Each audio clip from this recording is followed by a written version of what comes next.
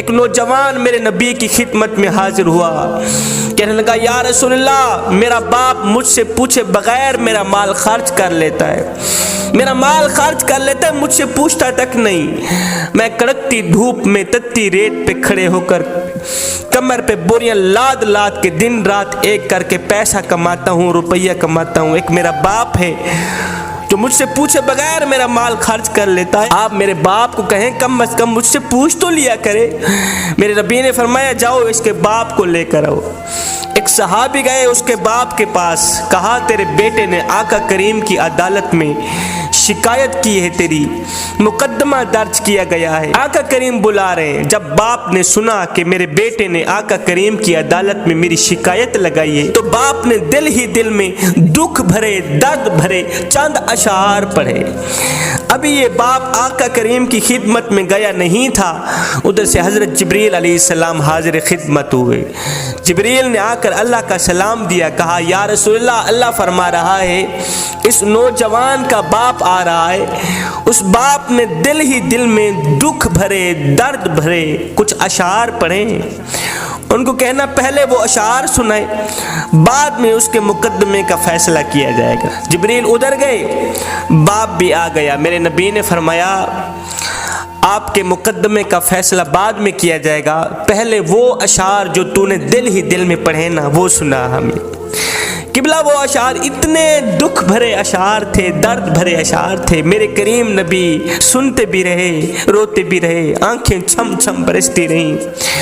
اب اس باپ نے وہ دکھ بھرے اشعار سنائے جس کا ترجمہ یوں تھا، کہنے لگا او میرے بیٹے، جب سے تو پیدا ہوا تھا ہم نے اپنی ذات کے لیے جینا چھوڑ دیا۔ تو گود میں تھا میں اس وقت بھی تیرے لیے پریشان تھا اور میں آج بھی تیرے لیے پریشان ہوں۔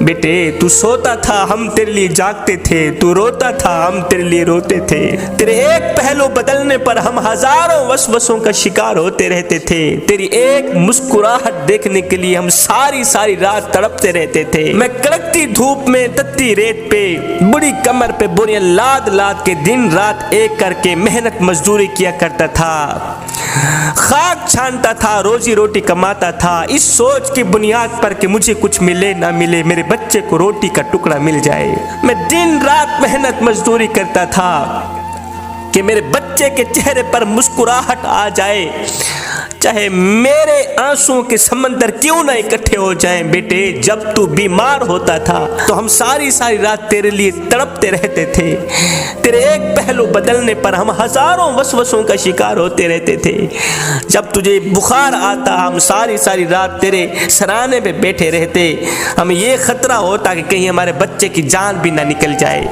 او میرے بیٹے، تیری آنکھ پر ہماری آنکھ نکلتی، تیری ہائے پر ہماری ہائے نکلتی تھی۔ بیٹا ہم نے تو تجھے اس طرح پروان چڑھایا ہے، میں نوجوان تھا تو بچہ تھا، میں اپنی رگوں سے خون نکالتا رہا، تیری رگوں میں ڈالتا رہا، ہاں اپنے منہ سے نوالا نکالتا رہا، تیرے منہ میں ڈالتا رہا۔ میں بڑھاپے کا شکار بنتا گیا، تجھ میں جوانی رنگ بھرتی گئی، تو جوان ہوتا گیا، مجھ سے بڑھاپا جوانی چھنتا گیا، میری ٹانگیں کمزور ہوتی گئیں، تیری ٹانگیں مضبوط ہوتی گئیں، میرے ہاتھ کانپنے لگے، تیرے ہاتھ مضبوط ہونے لگے۔ سوچتا تھا جیسے میں اس کے لیے دھکے کھاتا ہوں، روتا ہوں، دعائیں مانگتا ہوں، ایک وقت آئے گا یہ بھی میرے لیے دھکے کھائے گا، روئے گا، میری صحت کے لیے دعائیں مانگے گا۔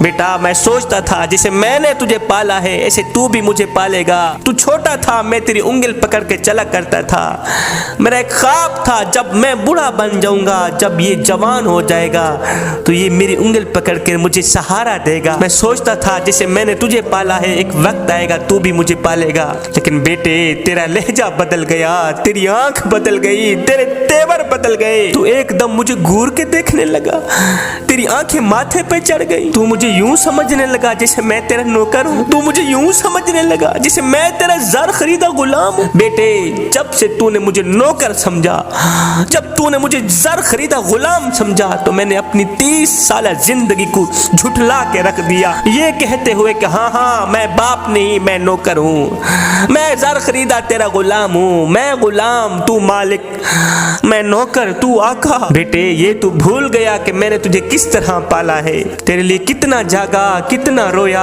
तूने मेरी रातों के तड़पने को भुला दिया। चल बेटे, आज मैंने तेरी खातिर अपनी खुशियों को दफन कर दिया। बेटे, आज तू मेरे साथ वो सुलूक कर रहा है जो कि इतना आका अपने नौकर से भी नहीं करता। बेटे, अगर तूने मुझे बेटा बनकर नहीं दिखा सका, अगर तू मुझे बाप का मकाम नहीं दे सका, तो कम से कम एक पड़ोसी जितना मकाम तो दे दिया कर, एक हमसाए जितना मकाम तो दे दिया कर। वो पड़ोसी भी पड़ोसी का हाल चाल पूछ लेता है, हमसाया भी हमसाए का हाल चाल पूछ लेता है।